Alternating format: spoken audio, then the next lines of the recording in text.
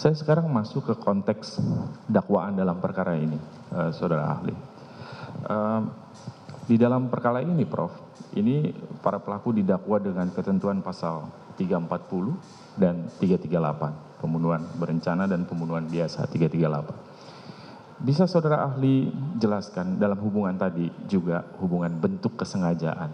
Apa yang membedakan antara 340 konteks pembunuhan berencana dengan pasal 338 dan bagaimana kemudian ukuran kesalahan atau bentuk kesalahan yang melingkupi di dalam elemen pasal 340 dan 338 ini.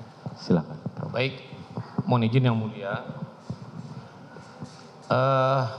Dapat ahli jelaskan bahwa pasal 338 KUHP dan 340 KUHP adalah pasal-pasal atau aturan yang mengatur tindak pidana menghilangkan nyawa orang lain yang direkonstruksi dengan istilah atau dikenal dengan sebutan tindak pidana pembunuhan.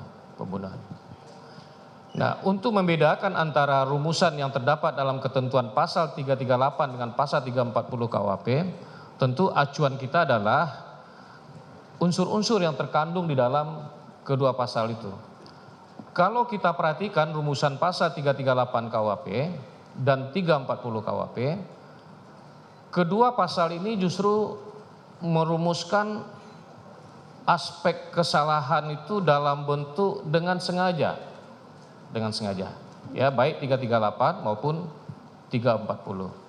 Nah, kesengajaan yang dirumuskan dalam baik 338 maupun 340 KUHP itu dapat digolongkan sebagai kesengajaan dengan maksud, ya, karena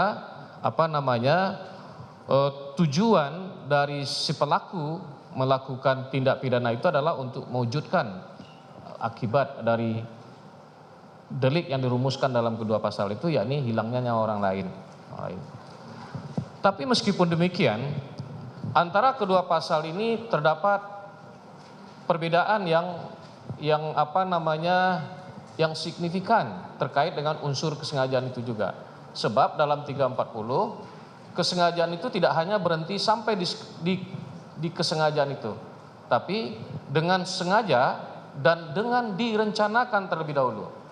Jadi unsur direncanakan terlebih dahulu ini adalah merupakan unsur pembeda yang sangat elementer antara 340 dan 338.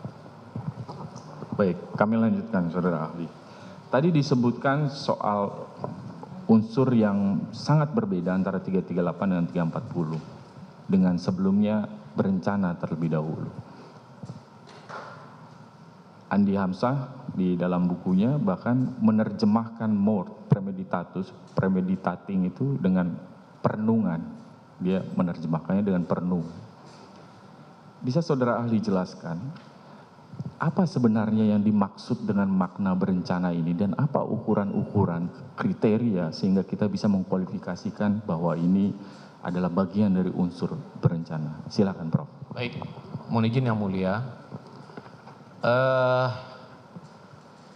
Pembentuk undang-undang ternyata tidak menjelaskan makna dari frasa direncanakan lebih dahulu atau fur bidah terat itu.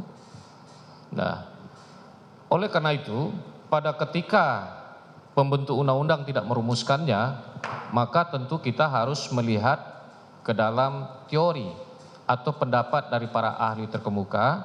Kemudian kita juga bisa melihat ke dalam putusan-putusan pengadilan yang sudah menjadi jurisprudensi konstan yang diikuti oleh hakim-hakim berikutnya pada ketika mengadili perkara yang sama.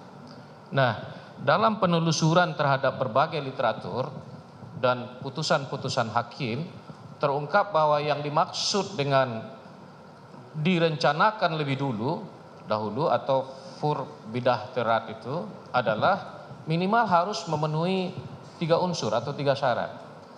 Yang pertama adalah bahwa kehendak untuk melakukan perbuatan itu harus diputuskan dalam suasana tenang, ya. Itu yang pertama. Kemudian yang kedua, antara timbulnya kehendak dengan pelaksanaan perbuatan sebagai manifestasi dari kehendak itu harus ada waktu yang cukup yang bisa digunakan oleh si pelaku untuk merenungkan, mempertimbangkan dan sebagainya, apakah dia akan kembali untuk tidak melakukan kejahatan yang bersangkutan. Artinya ada waktu yang cukup. Nah, barangkali nanti mungkin perdebatannya terkait dengan suasana tenang dan waktu yang cukup itu.